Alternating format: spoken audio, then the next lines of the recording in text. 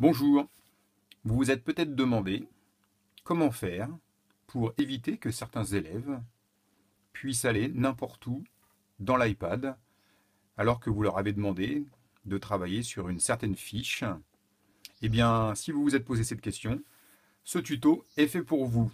Je vais vous montrer comment rendre quelques parties de l'écran non tactiles et permettre ainsi de circonscrire les activités de l'élève dans un espace qui leur est attribué. Tout d'abord, il faut aller dans les réglages de l'iPad, dans le petit roue crantée général. Ensuite, vous allez sur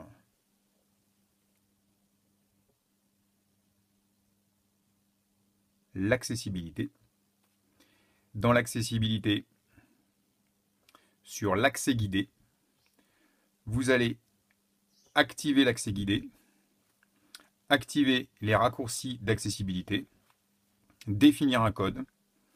Alors ici, pour des raisons de simplicité, nous allons faire un quadruple 0. C'est fait. L'accessibilité à l'accès guidé est maintenant enclenchée. Nous allons aller sur une fiche de travail Numbers. Ici, une fiche de travail de demi-fond où les élèves peuvent remplir leur VMA ainsi qu'un projet, mettre leur nom, etc. Ils peuvent aussi après naviguer dans l'observation du coureur. Il y a des bilans, mais ils peuvent aussi aller ailleurs, dans le petit pinceau, rajouter des formes ou aller rajouter des photos de la pellicule. Ils peuvent envoyer, partager le lien. Ils peuvent quitter la feuille, revenir sur d'autres applications. Ouais, il y a possibilité de faire plein de choses, de venir dans l'écran de notification, aller sur l'appareil photo. Possibilité de fermer et puis d'aller ailleurs. Donc si vous êtes gêné par ces possibilités au début de l'utilisation d'un iPad par les élèves, puisqu'après il faudra leur apprendre et leur faire confiance aussi, l'accès guidé va permettre de limiter l'accès aux fonctions qui se trouvent au-dessus ou aux boutons sur les côtés, ainsi qu'aux raccourcis de type fermer l'application avec les 4 doigts. Il suffit de déclencher l'accès guidé en tapant 3 fois sur le bouton Home. Vous allez maintenant taper sur le bouton physique ici et le bouton de mise en veille, le bouton de volume, le désactiver. Les animations, les désactiver aussi.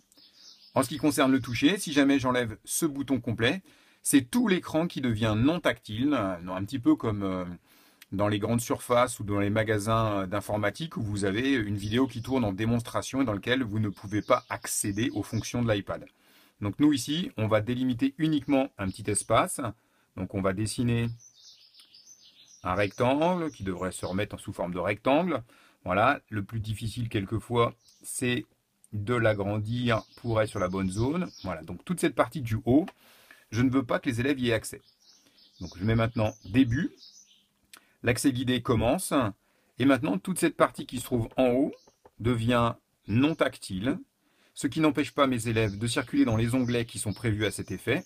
Donc le projet du coureur, définition de sa VMA, le projet qui a été décidé par l'élève, mettre son nom, etc., etc., la classe, la date, observer son camarade, voir son bilan. Donc tout ça, c'est possible. Mais fermer l'application avec les 4 doigts, c'est pas possible.